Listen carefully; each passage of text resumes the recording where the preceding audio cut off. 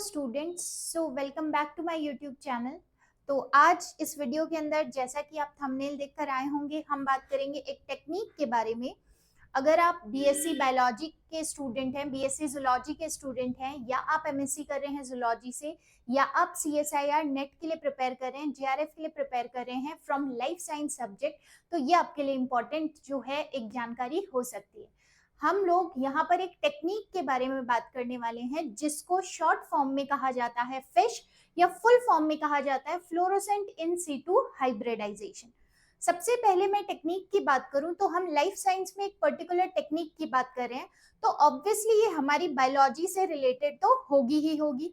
और ये हमारी बायोलॉजी से कैसे रिलेटेड है, इसके अंदर हम एक सेल के अंदर पर्टिकुलर जीन जो होता है, क्रोमोसोम्स पे जो जीन्स प्रेजेंट होते हैं, उनकी लोकेशन, पोजीशन, या फिर वो कहाँ प्रेजेंट है एग्जैक्टली, कौन से क्रोमोसोम नंबर के ऊपर प्रेजेंट है, ये चीज हम आइडेंटिफाई कर पाते हैं। लेकिन एक चीज इसके साथ हमको जो ध्यान रखनी है, ये टेक्निक स्पेसिफिकली हम यूकैरियोटिक सेल के लिए यूज करते हैं, प्रोकैरियोटिक सेल के लिए नहीं। तो यहाँ पर हम शुरू करते हैं हमारी टेक्नोलॉजी, दैट इज जिसका नाम है फिश या फ्लोरोसेंट इन सीटू हाइब्रिडाइजेशन। जैसा कि आप जानते हैं कि भाई क्रोमोसोम होते हैं कुछ, ठीक है, जो डीएनए के मतलब डीएनए ही होते हैं एग्जैक्टली, बस उनका एक पर्टिकुलर कंडेंस फॉर्म जो होता है उसको क्रोमोसोम कह देते हैं। ये जो क्रोमोसोम्स या डीएनए है हमारे, ये जो 23 पेयर्स क्रोमोसोम है हमारे पास, इसके अंदर पर्टिकुलरली जीन्स प्रेजेंट होते हैं जो कि अपने आप को एक्सप्रेस करने का काम करते हैं। For example keratin gene present है तो फिर बालों के अंदर वो किरेटिन प्रोटीन बनने का काम जो है वो होता है। तो ये सारी चीजें, सारे बॉडी के फंक्शंस जो है वो जीन के अकॉर्डिंग ही होते हैं, जो जीन प्रेजेंट है उसका एक्सप्रेशन होता है। तो यहाँ पर हम पता कर रहे हैं कि स्पेसिफिक एक सेल के अंदर किसी भी बायोलॉजिकल ऑर्गेनिज्म को हम ले, यूकैरियोटिक के अंदर, प्रोकैरियोटिक के लिए हम ये टेक्निक यूज नहीं करते।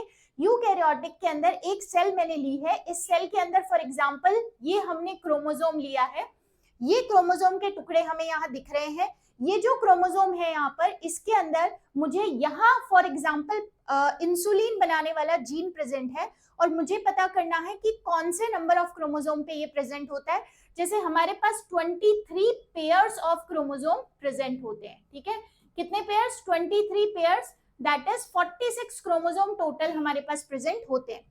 इनमें से कौन से वाले के ऊपर एग्जैक्टली इंसुलिन का जीन प्रेजेंट है, ये पता करने के लिए हम यूज करने वाले हैं फिश को, फ्लोरोसेंट इन सीटू हाइब्रिडाइजेशन को।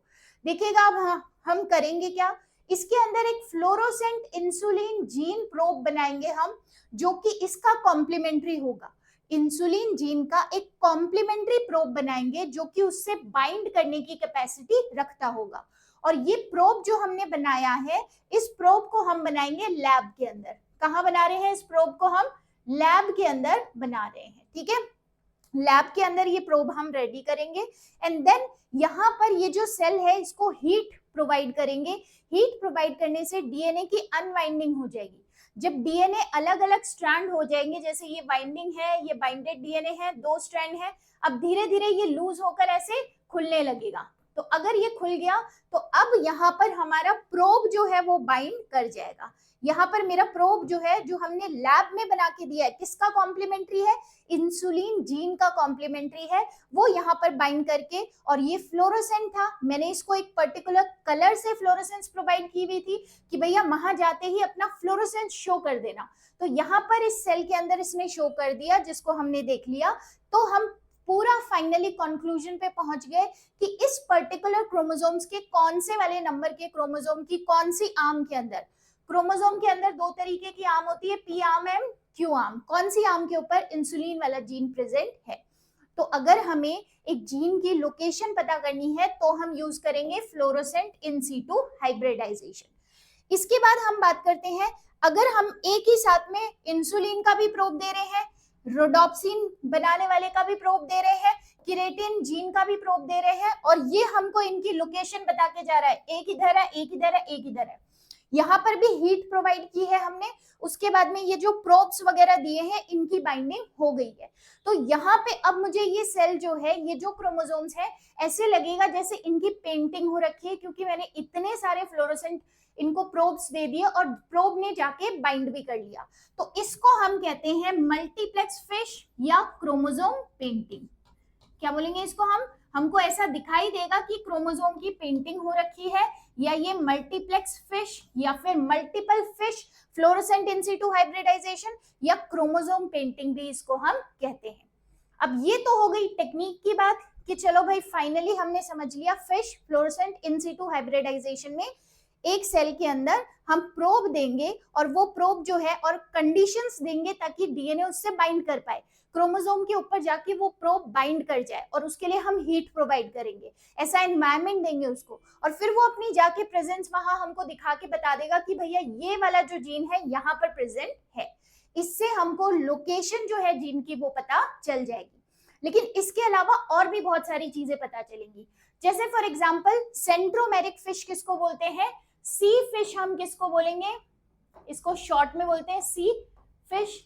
कलर हम दूसरा ले लेते हैं यहाँ पे, इसको शॉर्ट में बोलते हैं सी फिश। ठीक है, देखिए फॉर एग्जाम्पल अगर मैं क्रोमोसोम बना रही हूँ यहाँ पे एक रफली, तो क्रोमोसोम के अंदर ये वाले पार्ट को हम सेंट्रोमियर कहते हैं जो सेंटर में प्रेजेंट है, और इधर वाले पार्ट को हम टीलोमियर कहते हैं। ठीक है, सेंट्रोमियर का कुछ पर्टिकुलर सीक्वेंस होता है और टीलोमियर के भी कुछ पर्टिकुलर सीक्वेंस होते हैं।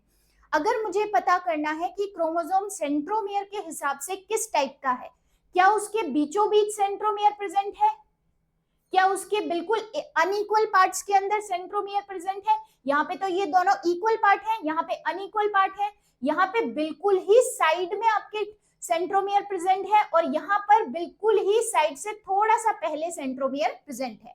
सेंट्रोमियर पार्ट का अपना एक सीक्वेंस होता है, उसका प्रोब हम बनाते हैं। इसको हमने किया कैसे, ये हम पता करते हैं फिश के थ्रू कि एक क्रोमोसोम, जब क्रोमोसोम के बीचों बीच सेंट्रोमियर है उसको हम कहते हैं मेटासेंट्रिक, जब बिल्कुल अनइक्वल पार्ट पे है तो सब मेटासेंट्रिक, एंड देन फिर अगर वो बिल्कुल ही साइड में है तो टीलोसेंट्रिक, और साइड से थोड़ा सा पहले या तो इधर की साइड या इधर की साइड, तो ये हो गई एक्रोसेंट्रिक। इसका पता हम कैसे लगाते हैं कि क्रोमोसोम मेटासेंट्रिक है, सब मेटासेंट्रिक है, टीलोसेंट्रिक है या एक्रोसेंट्रिक है? ये हमने एक क्रोमोसोम लिया, वही सेल ली, क्रोमोसोम लिया, इसके बाद मैंने प्रोब दे दिया किस चीज का? सेंट्रोमियर का। सेंट्रोमियर सीक्वेंस का कॉम्प्लीमेंट्री प्रोब दे दिया कि जाके बाइंड करो कहां पे सेंट्रोमियर का सीक्वेंस प्रेजेंट है। तो कई में तो यहां बाइंड कर गया तो मैंने कह दिया ये मेटासेंट्रिक है, कई के अंदर बाइंड करने का काम उसने अनइक्वल पोजीशन पे किया तो हमने कहा सब मेटासेंट्रिक है, कहीं पे बाइंड उसने बिल्कुल साइड में किया तो टीलोसेंट्रिक है, और फिर जब बिल्कुल साइड से थोड़ा पहले किया तो एक्रोसेंट्रिक है। ये हम बेस्ट देख पाते हैं इंटरफेज के टाइम में।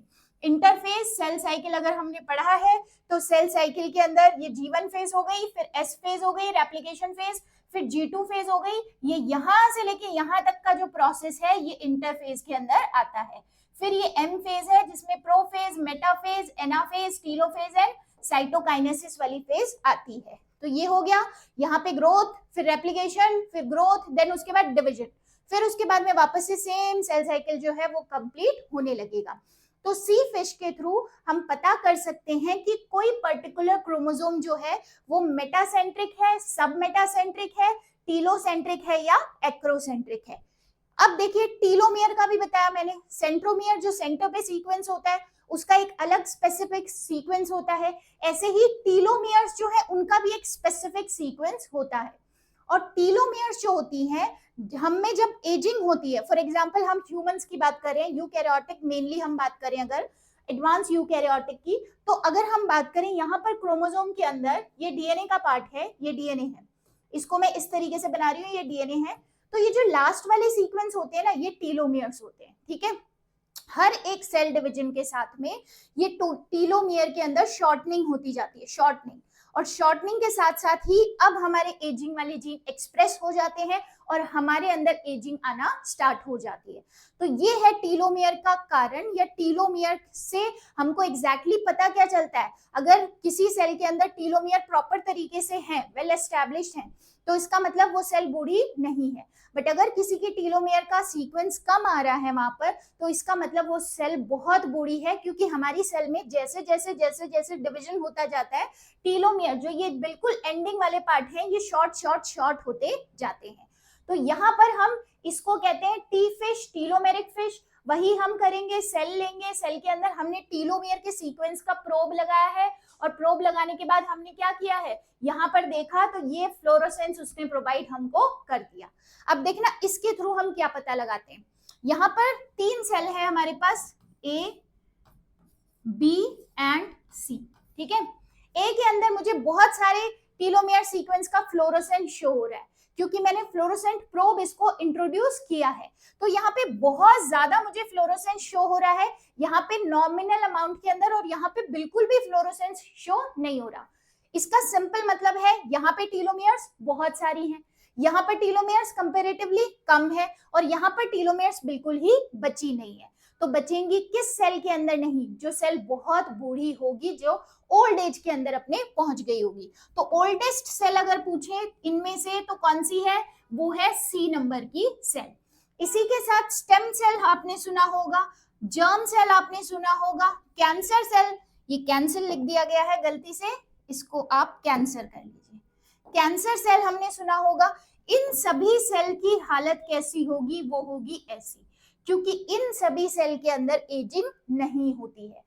हमारी बॉडी की नॉर्मल सोमैटिक सेल्स जो हैं वो ये प्रोसेस शो करती हैं कि हर एक डिवीजन के साथ में ये cut cut cut cut, telomere cut, but stem cell जो है उसके अंदर एजिंग नहीं होती, जर्म सेल जो है उसमें एजिंग नहीं होती, कैंसर सेल जो है उसमें एजिंग नहीं होती। कैंसर सेल सिंपल सी बात, कंट्रोलेबल सेल डिवीजन, वो मरना ही भूल गई है भाई, उसके अंदर मरने वाली स्टेज ही कभी नहीं आ रही। तो इन सबके पास में ऐसे प्रोसीजर प्रेजेंट होते हैं कि वो टीलोमेयर को प्रोटेक्ट करके रखते, और जर्म सेल के अंदर भी टीलोमेयर को प्रोटेक्ट करके रखना जरूरी है, क्योंकि जर्म सेल का काम है आगे की जनरेशन बनाना। तो आगे की जनरेशन के अंदर आप कट कट करके डीएनए नहीं भेज सकते। क्लियर? तो ये हो गया टीलोमेरिक फिश। इसके थ्रू हम ये पता लगाते हैं कि कोई सेल पर्टिकुलर कैंसर सेल है, जर्म सेल है, या स्टेम सेल है, या कौन सी सेल इनमें से सबसे ज्यादा बूढ़ी है। इसके बाद हम आते हैं ट्रांसक्रिप्शन की रेट भी हमें पता चलेगी। देखिए, ट्रांसक्रिप्शन का मतलब ही क्या होता है कि ये डीएनए है आपका एक सेल के अंदर, ये डीएनए अपने आप को ये वाला पार्ट एक्सप्रेस कर रहा है, इसने आरएनए बना लिया, और वो भी मैसेंजर आरएनए बना लिया, इसी का मतलब है ट्रांसक्रिप्शन हो गया। तो यहाँ पर हम इसके लिए भी फ्लोरोसेंट क्या कर देंगे, प्रोब दे देंगे, और फिर जितना ज्यादा बाउंड करेगा, जितना ज्यादा फ्लोरोसेंस हमको दिखेगा, उतना ही मैं बता पाऊंगी कि ट्रांसक्रिप्शन इस पर्टिकुलर जीन का जो है वो ज्यादा है। इसके बाद position, location, arm of a gene on chromosome, इस पूरे क्रोमोसोम पे कहां पर कौन सा इंसुलिन जीन यहाँ प्रेजेंट है, ये यहाँ प्रेजेंट है, ये यहाँ जीन प्रेजेंट है, आई मेकिंग जीन यहाँ प्रेजेंट है, ये सारी चीजें हमको पता चलती है फ्लोरोसेंट इन सीटू हाइब्रिडाइजेशन से। इसके लिए एक और चीज हमको ध्यान में जो रखनी है कि हमको सेल को सिंक्रोनाइज्ड सेल्स बनाना होगा, सिंक्रोनाइजेशन प्रोसेस के थ्रू। अगर मैं दो सेल को कंपेयर कर रही हूं तो मुझे उसको, जैसे G1 फेज होती है, S फेज होती है, G2 फेज होती है, फिर उसके बाद में बहुत सारी प्रोफेज, मेटाफेज, एनाफेज, टीलोफेज, ये सब आ जाते हैं सेल साइकिल के अंदर। तो कोई एक पर्टिकुलर स्टेज पे मुझे उस सेल को रोकना पड़ेगा, दोनों को जिनको मैं कंपेयर करना चाहती हूँ। जैसे कॉल्चिसिन जो है ये मेटाफेज के अंदर ब्लॉक कर देता है पूरी सेल्स को, तो यहाँ पर मेटाफेज में जब ब्लॉक कर दिया तो क्रोमोसोम बहुत अच्छे से विजिबल यहाँ पर होते हैं। ये मेटाफेज प्लेट के ऊपर अरेंज हो गए और बहुत अच्छे से क्रोमोसोम यहाँ पर विजिबल मुझे होंगे, जिसकी वजह से मैं यहाँ पर इनको कंपेयर आसानी से कर पाऊंगी। तो ध्यान रखिएगा, ये थी एक टेक्निक जिसका नाम है fluorescent in situ hybridization. I hope आपको ये समझ आई होगी। ये सिर्फ यूकैरियोटिक के अंदर ही यूज ली जाती है। और अगर आप बीएससी जूलॉजी या एमएससी जूलॉजी या सीएसआईआर नेट जीआरएफ की प्रिपरेशन कर रहे हैं तो आप चैनल को लाइक, शेयर एंड सब्सक्राइब जरूर कीजिएगा। Thank you so much.